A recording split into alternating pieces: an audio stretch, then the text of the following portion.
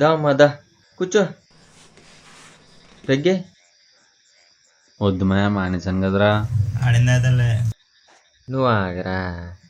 తాగలేని ప్రతి నా కొడుకు చెప్పేది ఇదే. నువ్వు మధ్య తాగమ్మా, నువ్వు మధ్య తాగమ్మా, నువ్వు మధ్య తాగమ్మా. అందరికీ అట్టగా అనిపిస్తూ ఉండండి నేను. నాకు నేనే యాదవ మాదిరి అనిపిస్తాడా?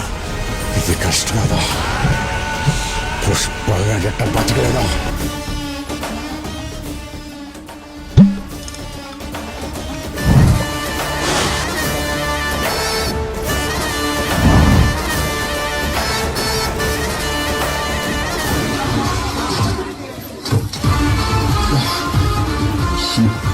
నాకు నీ కష్ట కనపడతాడా?